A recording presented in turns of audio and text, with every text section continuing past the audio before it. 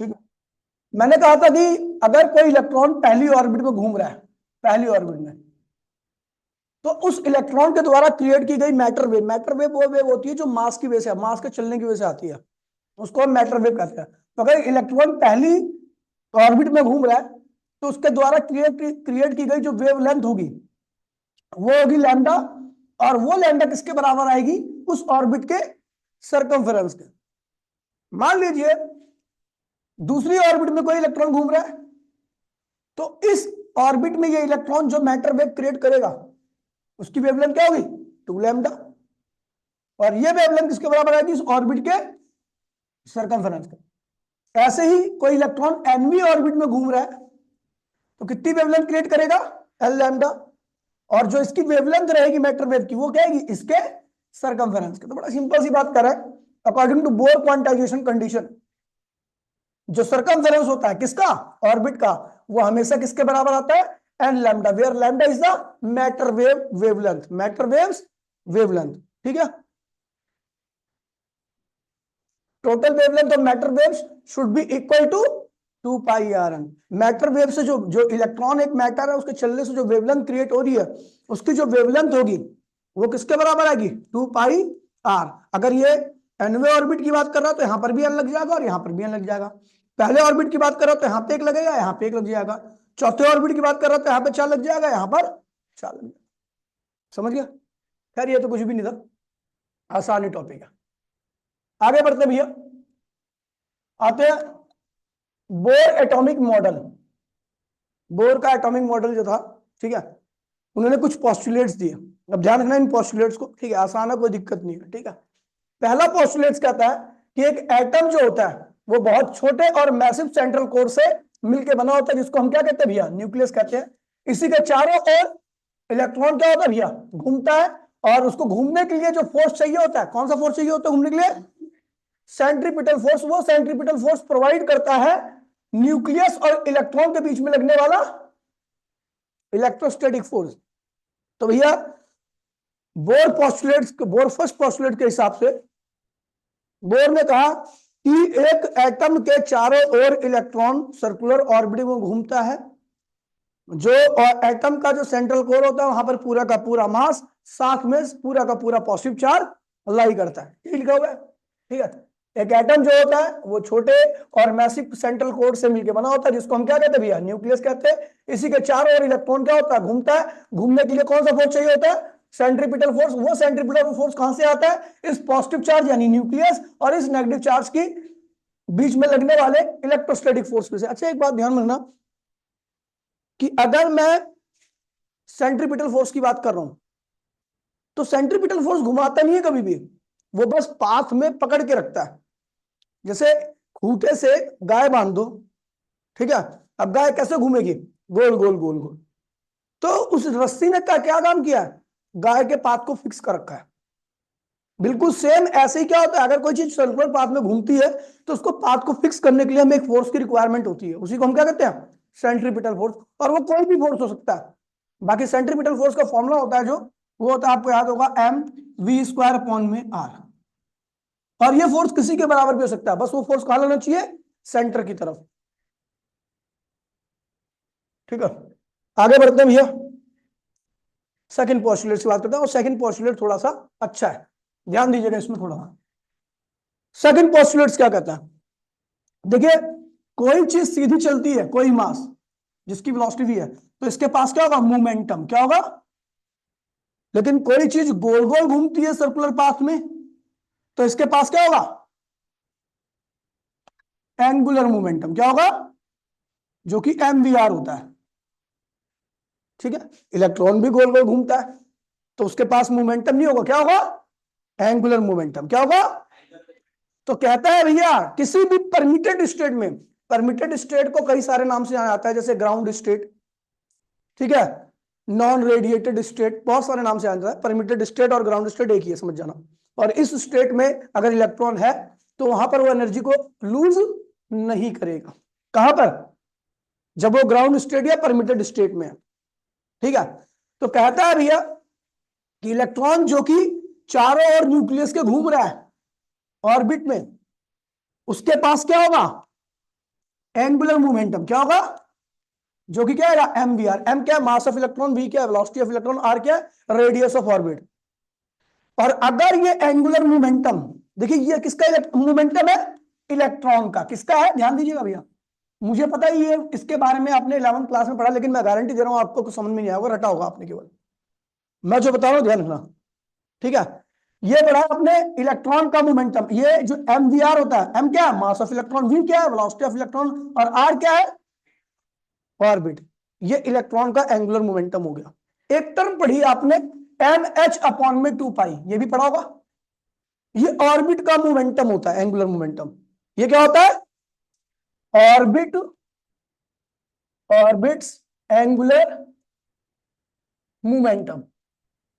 ये ऑर्बिट का angular momentum होता है, ध्यान दीजिए भैया। अगर इलेक्ट्रॉन का एंगुलर मोमेंटम ऑर्बिट के एन के नंबर ऑफ ऑर्बिट, एन क्या है ऑर्बिट, ऑर्बिट है, ठीक है, नंबर ऑफ ऑर्बिट है। अगर इलेक्ट्रॉन का एंगुलर मोमेंटम ऑर्बिट के एंगुलर मोमेंटम से मैच कर रहा है तो इसका मतलब वो इलेक्ट्रॉन ग्राउंड स्टेट में है। कहां पर है, और अगर एमवीआर जो है वो NH अपॉन में 2 पाई के बराबर नहीं है तो इसका मतलब इलेक्ट्रॉन कहां पर है, एक्साइटेड स्टेट में।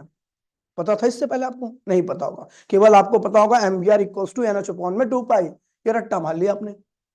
एमवीआर किसका मोमेंटम है, एंगुलर मोमेंटम, और NH अपॉन में 2 पाई किसका एंगुलर मोमेंटम है, ऑर्बिट का। अगर ऑर्बिट का एंगुलर मोमेंटम फिक्स रहेगा, अब इलेक्ट्रॉन आपको पता है जंप करता है ऑर्बिट टू ऑर्बिट, अब वो अलग अलग ऑर्बिट में आएगा, उसको एंगुलर मोमेंटम करके निकल आएगा। ऑर्बिट का मोमेंटम कुछ और रहेगा, तो इसका मतलब ऑर्बिट और इलेक्ट्रॉन का अगर एंगुलर मोमेंटम मैच नहीं कर रहा तो इसका मतलब वो इलेक्ट्रॉन अपनी ऑर्बिट में नहीं है, वो कहां पर है, एक्साइटेड स्टेट में, या समझ गए, एक्साइटेड ऑर्बिट में, ठीक है।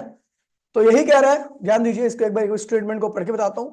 If all the possible circular orbits allow by the classical theory of electron, मैंने कहा कि ये इलेक्ट्रॉन को सारी ऑर्बिट प्रोवाइड कर दी, सारी ऑर्बिट प्रोवाइड कर दी टू द सर्कुलेट, घूमने के लिए। Only those orbit in which the angular momentum of electron must be equal to, कह रहा है भैया वो उसी ऑर्बिट में एनर्जी को रेडिएट नहीं करेगा। कहां नहीं करता इलेक्ट्रॉन रेडिएट एनर्जी को, ग्राउंड स्टेट में, ठीक है। कह रहा है वो उसी ऑर्बिट में एनर्जी को रेडिएट नहीं करेगा जिस ऑर्बिट का एंगुलर मोमेंटम यानी NH अपॉन में 2 पाई इलेक्ट्रॉन के एंगुलर मोमेंटम यानी MVR के प्रोडक्ट के बराबर आ रहा है। मान लीजिए मैंने MVR निकाला, इसकी वैल्यू आ गई 4, और मैंने n क्या number of orbit H upon में 2 पाई निकाला, इसकी वैल्यू भी आ गई 4। तो इसका मतलब ये जो इलेक्ट्रॉन है वो इसी ऑर्बिट का है, किस ऑर्बिट का, इस जो भी n होगा यहाँ पर 3 4 5 जो भी होगा, है ना, समझ गया। अब यहाँ पे नीचे मैंने हिंदी में लिख दिया बड़े प्यारे भाषा में, इफ MVR यानी इलेक्ट्रॉन का एंगुलर मोमेंटम ऑर्बिट के एंगुलर मोमेंटम के बराबर नहीं आता तो इसका मतलब इलेक्ट्रॉन इस ऑर्बिट का है ही नहीं, वो इस ऑर्बिट में एनर्जी को क्या करेगा, एमिट करेगा, और कहां जाएगा, ग्राउंड स्टेट में। कहा वहां पे क्या मिलेगा इसको, अपने बराबर का एंगुलर मोमेंटम। इलेक्ट्रॉन का एंगुलर मोमेंटम ये रहा, ऑर्बिट का जहां पे मैच कर गया वही उसकी क्या ग्राउंड स्टेट है, समझ गया। दूसरा स्टेशनरी ऑर्बिट, ये भी बहुत इंपॉर्टेंट है, ठीक है। अगर इलेक्ट्रॉन ग्राउंड स्टेट में है तो भैया वहां पे एनर्जी को रेडिएट नहीं करेगा, और जब वो एक्साइटेड स्टेट में चले जाएगा तो वहां पर एनर्जी को रेडिएट करेगा। लिखा हुआ while electron revolve in permitted state यानी ground state it does not emits energy, these states are called ground state और स्टेशनरी स्टेट। अगला आ रहा फ्रीक्वेंसी कंडीशन। अब देखिए भैया इलेक्ट्रॉन घूम रहा था ग्राउंड स्टेट में, एनर्जी गेन की, एनर्जी गेन कर ली तो भैया क्या हुआ, एनर्जी गेन की तो क्या हुआ, अब क्या होगा, एक्साइटेड हो जाएगा, एक्साइटेड होकर कहां चलेगा, हायर ऑर्बिट में। जैसे हायर ऑर्बिट में पहुंचा तो वहां का एंगुलर मोमेंटम और उस इलेक्ट्रॉन का एंगुलर मोमेंटम मैच, तो इसका मतलब वहां पे एनर्जी को क्या करेगा, रेडिएट करेगा। क्या करेगा, रेडिएट करके वापसी आएगा। तो जिस ऑर्बिट में गया है उसकी एनर्जी क्या है, E2। जिस ऑर्बिट से गया है उसकी एनर्जी क्या थी, यहां से यहां पे गया एनर्जी गेन करने के बाद, लेकिन जब ये यहां से यहां पे आएगा ये क्या ग्राउंड स्टेट है, और ये क्या है एक्साइटेड स्टेट। यहां से यहां पे जाने के लिए इसको एनर्जी क्या करनी पड़ेगी, गेन करनी पड़ेगी, एनर्जी को गेन करेगा, और यहां आने के लिए एनर्जी को क्या करना पड़ेगा, लूज करना पड़ेगा। तो जो एनर्जी लूज करता है वो क्या होता है, H न्यू, क्या होता है, और ये H न्यू किसके बराबर होता है, E2 माइनस E1 के, यानी इस ऑर्बिट की एनर्जी माइनस इस ऑर्बिट की एनर्जी, वही एनर्जी ने रिलीज की तब जाके यहां पे पहुंचा, उसकी वैल्यू क्या है, h ने। ये बहुत इंपॉर्टेंट इक्वेशन है, इसका बहुत ज्यादा इस्तेमाल भी होगा, भी आप देख लोगे खुद ही। ठीक है, कोई दिक्कत तो नहीं है। तो इलेक्ट्रॉन जब एक्साइटेड स्टेट से ग्राउंड स्टेट में आता है तो वो क्या करता है, एनर्जी को रेडिएट करता है। ठीक है, जिसका फॉर्मूला क्या होता है, एच न्यू होता है। और उस एच न्यू की वैल्यू क्या होती है, एक्साइटेड स्टेट की एनर्जी यानी E2 माइनस ग्राउंड स्टेट की एनर्जी यानी E1। ठीक है भाई, कुछ इस तरीके से आता है, मत सोचना कि सीधा जंप करता है, ऐसे आता है इलेक्ट्रॉन, टर लगातार एनर्जी को कम करता है, ऑर्बिट छोटा होता जाएगा। क्योंकि आपको पता है इलेक्ट्रॉन जब एनर्जी लूज करता है उसका ऑर्बिट छोटा होता है। ऑर्बिट छोटा होता है क्या होगा, स्पाइरल जैसा होता है। ऐसा डायरेक्टली मत बना देना, वरना गलत हो जाएगा। ठीक है, अब देखिए कुछ डेरिवेशन है जो आपको याद रखनी है हमेशा। ठीक है, आती तो नहीं है लेकिन न्यूमेरिकल बहुत ज्यादा पूछे जाते हैं इसके ऊपर। आ भी जाए तो क्या फर्क पड़ता है, अपने को पता है इलेक्ट्रॉन घूमता है न्यूक्लियस के चारों ओर, घूमता है। कोई चीज सर्कुलर पाथ में घूमती है तो घूमने के लिए क्या चाहिए, सेंट्रीपिटल फोर्स। सेंट्रीपिटल फोर्स कौन प्रोवाइड करता है, जो सेंटर की तरफ लगता है। तो न्यूक्लियस से इलेक्ट्रॉन को बांधने वाला फोर्स है कौन, न्यूक्लियस और इलेक्ट्रॉन के बीच में लगने वाला एट्रैक्टिव फोर्स, जिसको आप इलेक्ट्रोस्टैटिक फोर्स भी कहते हो। तो भैया डेरिवेशन में देखिए लिखा हुआ है, सबसे पहले हमें क्या निकालना, रेडियस ऑफ इलेक्ट्रॉन। इलेक्ट्रॉन की रेडियस क्या होगी, तो पहले देखिए भैया, अगर और एक बात ध्यान में, ये Ze चार्ज किसके ऊपर है, न्यूक्लियस। अच्छा Ze चार्ज क्यों होता है, क्योंकि आपको पता है न्यूक्लियस पे जो चार्ज होता है ना वो प्रोटॉन की वजह से होता है, और प्रोटॉन की संख्या को हम कैसे लिखते हैं, जेड से। तो जितने प्रोटॉन होंगे उतने से ई से मल्टीप्लाई कर दें। ई क्या है, एक प्रोटॉन का चार्ज, और जेड क्या है, प्रोटॉन की संख्या। तो जेड इंटू में ई क्या होगा, टोटल पॉजिटिव चार्ज। क्या आएगा, इलेक्ट्रॉन पे कितना चार्ज होता है सबको पता है, ई माइनस। क्या होता है, इन दोनों के बीच में लगेगा कितना फोर्स, आर दूरी है तो क्या लगेगा भैया, आपको पता है इलेक्ट्रोस्टैटिक फोर्स लगेगा, दोनों अट्रैक्ट होंगे एक दूसरे से, कितना फोर्स होगा, एफ इक्वल्स टू में के Q1 Q2 अपॉन में आर स्क्वायर। के Q1 की वैल्यू क्या है, जेड, और Q2 की वैल्यू क्या है, माइनस ई मत लिखना, क्योंकि फोर्स में आपको मैग्नीट्यूड चाहिए, अपॉन में आर स्क्वायर, ये फोर्स है। और इसी फोर्स ने इस इलेक्ट्रॉन को क्या कर रखा है, बांध के रखा है इस ऑर्बिट में, यानी ये किसके बराबर होगा, सेंट्रीपिटल फोर्स के। तो इसको डायरेक्टली आप किसके बराबर लिख सकते हो, mv स्क्वायर अपॉन में आर के। कोई दिक्कत तो नहीं है, ठीक है। अब एक काम करते हैं भैया, एक आर से एक आर क्या हुआ, कैंसिल कर दिया हमने। अच्छा एक चीज और जानते हैं क्या, m v r equals to में क्या होता है, एन एच अपॉन में 2 पाई। यहां से v की वैल्यू निकालो तो क्या होगा, एन एच अपॉन में 2 पाई, और ये क्या होगा, एम आर। क्या होगा, ये होगा, यहां पर जो v है ना आपका, यहां पर v की जगह पर ये वाली वैल्यूज रखोगे। रखोगे तो क्या होगा, देखिए जैसे ही आपने ये सारा रखा, ठीक है, यहां तक आपको पता था, यहां पर आपने v की जगह पर ये वाली वैल्यू रखी। जैसे ही आपने v की वैल्यू रखी, देखो एक आर से एक आर कैंसिल हो गया, एक एम से एक एम कैंसिल हो गया। अपने वो किसकी वैल्यू निकालनी है, रेडियस की, जो सिंगल आर बचा हुआ है, इसको इधर ले जाओ और इस पूरी टर्म को इधर लेके आओ। ठीक है, जब लाओगे तो आपकी रेडियस का फॉर्मूला आ गया, एन स्क्वायर एच स्क्वायर 4 पाई m के के जेड ई स्क्वायर। खैर इतना लंबा फॉर्मूला याद नहीं रखना, आपको जरूरत भी नहीं है, इसका शॉर्टेस्ट फॉर्म है अपने पास, क्योंकि यहाँ पर बहुत सारी कांस्टेंट टर्म भी आ रखी है, जैसे एच स्क्वायर 4 पाई m के और ई, ये सारी क्या कांस्टेंट टर्म है। तो वैसे इस फॉर्मूले का नाम है रेडियस ऑफ nth ऑर्बिट।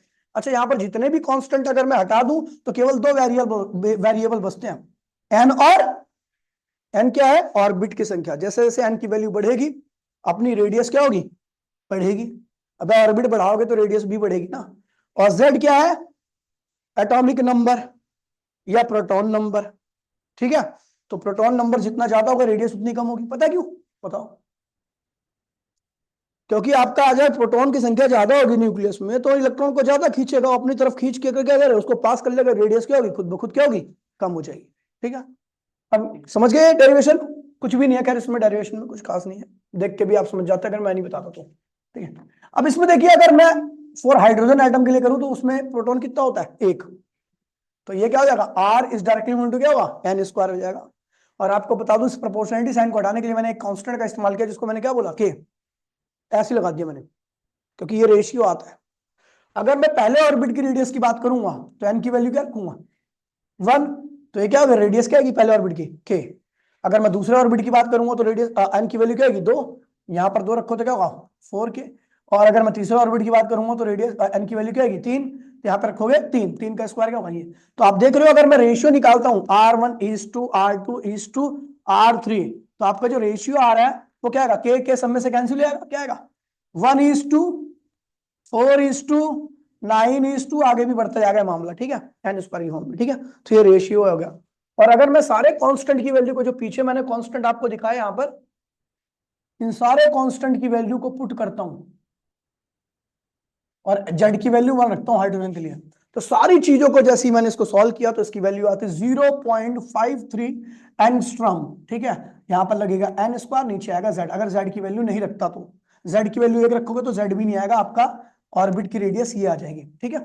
मतलब सारे कांस्टेंट को सॉल्व करके आपको ये आना है, समझ गया। चलो ये जेड है, ये दो नहीं है, जेड है, ठीक है, ये जेड है, ठीक है। अब आते भैया स्पीड ऑफ इलेक्ट्रॉन पे। इलेक्ट्रॉन की स्पीड क्या होती है, तो भैया आपको बता दूं, कुछ नहीं है, वही रेडियस जो पीछे आ रखी है उसकी वैल्यू पता होनी चाहिए, और आपको mvr इक्वल्स टू NH/2 पता होना चाहिए। हाँ, हमने क्या निकाल दिया भैया, रेडियस आपको पता ही है, जो पीछे हमने ड्राइव किया।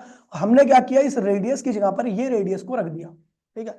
जैसे ही आप इस रेडियस की वैल्यू को यहाँ पे रखोगे तो mv, इस आर के यहाँ पे पूरा ये लिख दिया, और ये NH/2 आपका कटेगा क्या, n से n हुआ कैंसिल, h स्क्वायर से h क्या हुआ कैंसिल, ये कैंसिल हो गया। अब ये वेलोसिटी आ गई। यहाँ पर भी बहुत सारे कांस्टेंट है, जैसे देखो दो कांस्टेंट, पाई कांस्टेंट, के कांस्टेंट, ई कांस्टेंट, एच कांस्टेंट, सारे कांस्टेंट को हटाओगे तो आप देखोगे वेलोसिटी जो है वो z/n के क्या आ रही है, डायरेक्टली आ रही है। अच्छा, z से क्या, क्योंकि z अगर ज्यादा होगा तो प्रोटॉन ज्यादा होगा, प्रोटॉन ज्यादा होगा तो इलेक्ट्रोस्टैटिक फोर्स क्या होगा, ज्यादा होगा। अगर आप किसी चीज को तेजी से खींचोगे सेंटर की तरफ तो उसकी स्पीड भी क्या होगी। देखो ना, आप ऑब्जर्व करना, किसी लंगड़ को ऐसे धीमे से घुमाओ, रस्सी में बांध कर पत्थर को धीमे घुमाओ, आपके हाथ पे खिंचाव क्या होगा, कम आएगा। लेकिन जैसे उसकी स्पीड बढ़ाओगे तो खिंचाव क्या होगा, यानी खिंचाव बढ़ेगा, यानी सेंट्रीपिटल फोर्स बढ़ेगा तो उसकी स्पीड भी क्या होगी, बढ़ जाएगी। तो प्रोटॉन ज्यादा तो सेंटर की तरफ खिंचाव क्या आएगा, ज्यादा, और सेंटर की तरफ खिंचाव ज्यादा आएगा तो वेलोसिटी क्या होगी, ज्यादा। अच्छा, ऑर्बिट बढ़ने पर वेलोसिटी क्या होती है, कम हो जाती है। बड़ा सिंपल सा, ऑर्बिट दूर रहेगी तो खिंचाव क्या आएगा, कम आएगा, वेलोसिटी क्या होगी, कम रहेगी। इन चीज को ध्यान रखना, ठीक है। चलो फिर आता है भैया अगला टॉपिक है आपका इलेक्ट्रॉन के पास एनर्जी। देखिए, इलेक्ट्रॉन के पास दो एनर्जी होती है, काइनेटिक भी होती है, पोटेंशियल भी होती है। काइनेटिक का वो क्यों होती है, क्योंकि वो लगातार घूमता रहता है ऑर्बिट में। और पोटेंशियल क्यों होती है, क्योंकि पोटेंशियल एनर्जी इसलिए होती है भैया, पोटेंशियल एनर्जी कहीं पर भी आती है तो ध्यान रखना, दो बॉडी के इंटरेक्शन की वजह से आती है। इंटरेक्शन का मतलब या तो वो दोनों एक दूसरे को अट्रैक्ट कर रही होंगी या दोनों एक दूसरे को रिपेल करेंगे। अट्रैक्ट करेंगे तो पोटेंशियल एनर्जी होगी नेगेटिव, और रिपेल कर रही होंगी तो पोटेंशियल एनर्जी होगी, कहीं पर भी पोटेंशियल, चाहे वो ग्रेविटेशनल पोटेंशियल एनर्जी हो, चाहे वो मैग्नेटिक पोटेंशियल एनर्जी हो, चाहे वो आपकी इलेक्ट्रोस्टैटिक पोटेंशियल एनर्जी हो, जिसमें यहाँ पे हम बात करने आ रहे हैं, ठीक है। तो देखिए, इलेक्ट्रॉन घूम रहा है लगातार ऑर्बिट में, ऑर्बिट में घूम रहा है तो उसकी काइनेटिक क्या होगी, हाफ mv²। अच्छा, आपको पता है कि जो सेंट्रीपिटल फोर्स है यानी mv²/r, वो किसकी वजह से आता है, इलेक्ट्रॉन और न्यूक्लियस के बीच में लगने वाले इलेक्ट्रोस्टैटिक फोर्स की वजह से, जो कि मैंने पहले निकाल रखा है, k(ZE²/r²), याद नहीं याद है। देखो, फोर्स, इलेक्ट्रोस्टैटिक फोर्स क्या होता है, k Q1 Q2 r²। के Q1 क्या है, न्यूक्लियस के ऊपर चार्ज जो कि Ze होता है, Q2 क्या है, इलेक्ट्रॉन के ऊपर चार्ज जो कि E होता है, अपॉन में r²। इसे सॉल्व करो तो k(ZE²/r²), ये क्या हुआ, फोर्स हो गया। और यही फोर्स क्या करता है, इलेक्ट्रॉन को बांध के रखता है, यानी यही क्या प्रोवाइड करता है, सेंट्रीपिटल फोर्स। तो इसको mv²/r के बराबर लिख दो, तो एक r से एक r क्या हुआ, कैंसिल हो गया। तो हमारा mv² की वैल्यू क्या रही है, k(ZE²/r), ये हो गया mv²/r। अच्छा, अगर मैं देखो इधर से हाफ से मल्टीप्लाई कर दूं और इधर हाफ से मल्टीप्लाई कर दूं तो किसका फॉर्मूला बन गया, काइनेटिक का। तो काइनेटिक की वैल्यू क्या आ गई, k(ZE²/2r), ये इलेक्ट्रॉन की क्या आ गई, काइनेटिक एनर्जी। तो ये काइनेटिक एनर्जी नीचे निकाल रखी है मैंने। इलेक्ट्रॉन की काइनेटिक क्या होती है, ये इलेक्ट्रॉन की काइनेटिक। अब इलेक्ट्रॉन के पास पोटेंशियल भी होगी क्योंकि न्यूक्लियस के साथ उसका इंटरेक्शन है, ठीक है। तो पोटेंशियल कैसे निकलता है, अगर आपको याद होगा तो पोटेंशियल एनर्जी कैसे निकलता है, दो चार्ज के बीच में, k Q1 Q2/r, ये पोटेंशियल एनर्जी का फॉर्मूला होता है। k न्यूक्लियस पे कितना चार्ज है, Ze, इलेक्ट्रॉन पे कितना चार्ज है, -e, अपॉन में क्या हो गया, r। तो k(ZE²) - ये हो गया पोटेंशियल एनर्जी। कोई दिक्कत तो नहीं है, इलेक्ट्रॉन की पोटेंशियल एनर्जी होती है, ठीक है। अच्छा, फिर आगे बढ़ते हैं। टोटल एनर्जी क्या होती है, किसी भी चीज की टोटल एनर्जी हमेशा क्या होती है, दोनों के सम के बराबर होती है। काइनेटिक आपने ऑलरेडी निकाल रखी है, पोटेंशियल ये वाली आपने उधर निकाल रखी है, -थी इसलिए माइनस लगा दिया। इसको सॉल्व करोगे तो आपका ये आएगा, देखो ना, सॉल्व करो, क्या कॉमन आ रहा है, के कॉमन आ रहा है, जेड कॉमन आ रहा है, ई स्क्वायर कॉमन आ रहा है, नीचे से आर कॉमन आ रहा है, यहाँ क्या बचेगा हाफ, यहाँ क्या बचेगा एक, तो हाफ माइनस एक क्या होगा, माइनस हाफ आएगा, क्या आएगा, तो इधर क्या होगी, ये वाली एनर्जी आ जाएगी, जब इसे माइनस हाफ से मल्टीप्लाई करोगे ना इसको, तो यही आना है आपका, ठीक है, ये होगी टोटल एनर्जी। लेकिन अगर इसमें देखो कई बार क्वेश्चन आते हैं कि आपको केवल एक ही एनर्जी दे रखी होगी, बाकी और एनर्जी निकालनी होगी, तो अगर काइनेटिक कितनी है तो पोटेंशियल निकालो या टोटल एनर्जी निकालो। तो हमने देखा है टोटल एनर्जी क्या आई है, टोटल एनर्जी आपकी ये आई है, काइनेटिक कितनी आई है, ये आई है, और पोटेंशियल कितनी आई है, के जेड ई स्क्वायर अपॉन में आर, यही है। अगर मैं इन तीनों में देखूं तो मैं देख रहा हूं कि ये भैया ये वाली एनर्जी और ये वाली एनर्जी दोनों सेम है, देखो सेम है ना, बस इसके आगे क्या लगा हुआ है, माइनस लगा हुआ है, यानी kinetic energy is equals to negative of total energy. यानी अगर आपको काइनेटिक दे रखी होगी तो यहां पर उसको नेगेटिव कर दोगे तो क्या आ जाएगी, टोटल, क्या आ जाएगी। अच्छा, अगर आप देखो ये दोनों भी सेम है, सॉरी ये दोनों भी सेम है, सेम ही है, बस यहां पर दो लगा हुआ है एक फालतू। तो अगर आप टोटल पोटेंशियल को दो से डिवाइड कर दूंगा तो क्या आ रहा है, तो पोटेंशियल एनर्जी को अगर मैं टोटल एनर्जी निकालना चाहता हूं तो मैं क्या करूं, पोटेंशियल को दो से डिवाइड कर दूं। तो अगर आपको काइनेटिक दे रखा होगा तो आप टोटल निकाल सकते हो, टोटल निकाल लोगे तो यहां से आपकी पोटेंशियल भी आ जाएगी, रिलेशन ध्यान रखना, ठीक है। आपको टोटल एनर्जी का फॉर्मूला ये है, इलेक्ट्रॉन की टोटल एनर्जी ये होती है, ठीक है। अब इसको थोड़ा और एक्सटेंड करते हैं और आगे बढ़ाते हैं। देखिए हमने देखा टोटल एनर्जी का फॉर्मूला क्या था, माइनस के जेड ई स्क्वायर अपॉन में 2r था, r की वैल्यू हमने ऑलरेडी निकाल रखी है, ना, ये r की जगह पे ये रख दो, जैसे ही मैंने r की जगह पे रखा, काटा पीटी करोगे तो देखो सब कट कटेगा, 2 से ये 4 कैंसिल हो गया ना, और क्या कट रहा भैया, अच्छा और कुछ नहीं कट रहा, ठीक है। अब ये वाली टर्म जो होगी 2 पाई स्क्वायर m के z, ये सब क्या होगा ऊपर जाएगा, तो k का तो स्क्वायर हो जाएगा, k का स्क्वायर, z का भी क्या होगा स्क्वायर हो जाएगा क्योंकि ऑलरेडी z है, e की पावर 2 है, e की पावर ऑलरेडी 2 है, e की पावर क्या होगा 4 आएगा। तो टोटल एनर्जी ऑफ इलेक्ट्रॉन ही आता है, इसको भी याद नहीं रखना क्योंकि इसमें बहुत सारे कांस्टेंट है, कौन याद रखेगा, सारे कांस्टेंट की वैल्यू को रखते हैं अभी, ठीक है। तो ध्यान रखना किसी भी ऑर्बिट की टोटल एनर्जी आती है और ये नेगेटिव लगा हुआ है, नेगेटिव का मतलब हो गया कि ये एनर्जी इलेक्ट्रॉन को बांध के रखे हुए है। पॉजिटिव एनर्जी दोगे इतनी एनर्जी और दे दो, जितनी ये है ना उतनी दे दो, तो इलेक्ट्रॉन की एनर्जी क्या होगी जीरो, उस केस में इलेक्ट्रॉन क्या होगा फ्री हो जाएगा। जब तक ये नेगेटिव रहेगा तब तक इलेक्ट्रॉन ऑर्बिट में बना रहेगा। इतनी एनर्जी और सप्लाई, आपको पता नहीं एनर्जी देने से इलेक्ट्रॉन कहां चले आता है, इन्फिनिटी पर, एक्साइटेड या इन्फिनिटी पर, ऑर्बिट के जितनी ऑर्बिट की एनर्जी है ना, अगर उतनी एनर्जी दे दोगे तो कहां चले जाएगा, इन्फिनिटी पर, थोड़ी बहुत दोगे तो कहां चले जाएगा, एक्साइटेड पर। तो हम तो उतनी दे रहे ना, ये ऑर्बिट की एनर्जी है, इतनी और दे दो तो एनर्जी क्या होगी इलेक्ट्रॉन की जीरो, इलेक्ट्रॉन की एनर्जी जीरो का मतलब कहां चलेगा, इनफाइनाइट, ठीक है। अब आता है स्पेक्ट्रल सीरीज, ठीक है। स्पेक्ट्रल सीरीज कुछ नहीं था, आपको याद है इलेक्ट्रॉन ग्राउंड स्टेट में था, हमने एनर्जी दी, कहां पहुंच गया, एक्साइटेड स्टेट में, कहां पहुंच गया। अब वो कहां वापसी आएगा क्योंकि उसका एंगुलर मोमेंटम वहां से मैच तो कर नहीं रहा है, तो वहां पे रहेगा नहीं, वो कहां आएगा, ग्राउंड स्टेट में आएगा। जब वो ग्राउंड स्टेट में आता तो एनर्जी को रिलीज करता है, तो भैया आपको पता है वो जो एनर्जी रिलीज की वो क्या होता है, एच न्यू, उसकी वैल्यू क्या होती है, E2 माइनस E1 के बराबर है। E2 क्या है एक्साइटेड स्टेट की एनर्जी, E1 क्या है ग्राउंड स्टेट की एनर्जी, ठीक है। चलो वैल्यू लिखते हैं, एच न्यू इक्वल्स टू में, ठीक है, E2 की वैल्यू क्या होगी, तो 2 पाई स्क्वायर m के स्क्वायर z स्क्वायर e की पावर 4, यही था ना, अपॉन में n और h था, n स्क्वायर h स्क्वायर, यही था ना, यही है। लेकिन यहां पर मैं दूसरे ऑर्बिट की लिख रहा हूं तो यहां पर 2 लगाऊंगा और यहां पर माइनस लगा दूंगा, E2 लिख रहा हूं ना, यहां पर 2 लगा दूंगा। पहले ऑर्बिट की एनर्जी क्या होगी, तो माइनस, ये वाला माइनस लगा दिया, अब दोबारा लिखूंगा, -2 पाई स्क्वायर m के स्क्वायर z स्क्वायर e की पावर 4 अपॉन में n, कितना n 1 है, यहाँ पे n1 स्क्वायर h स्क्वायर, ये हो गया। अब ये देखो ये और माइनस और ये माइनस होकर क्या हो गए, प्लस हो गए, तो इस प्लस वाली टर्म को आगे लिख दोगे और ये माइनस वाली टर्म को क्या लिख दोगे पीछे, तो आप देखोगे थोड़ी देर बाद आपका ये रिलेशन आ जाएगा। ये देखो वो लिखा है मैंने, दूसरे एक्साइटेड स्टेट की एनर्जी माइनस ग्राउंड स्टेट की एनर्जी, ये माइनस माइनस हो गया प्लस हो गया, तो इस प्लस को क्या लिख दिया आगे और ये माइनस वाले को क्या लिख दिया पीछे, समझ गए। अब देखिए इसमें कांस्टेंट क्या, सारी चीजें लगभग ऑलमोस्ट सारी चीजें कॉमन आ रही है, बस n1 और n2 कॉमन नहीं आ रही। तो ये सब कॉमन ले लो, केवल क्या बचेगा यहां से n1 स्क्वायर बचेगा नीचे, और यहाँ पे क्या बचेगा n2 स्क्वायर। सारी चीजें कांस्टेंट है। अच्छा देखो इस h को भी दिल लाओ, तो h का स्क्वायर था, h ऑलरेडी आएगा तो क्या होगा h³ हो जाएगा। अच्छा आपको याद है फ्रीक्वेंसी क्या होता है, फ्रीक्वेंसी जो होता है वो c/λ होता है। क्या होता है c/λ। तो ये तो फ्रीक्वेंसी है ना, तो इसकी यहाँ पे मैंने क्या लिख दिया c/λ।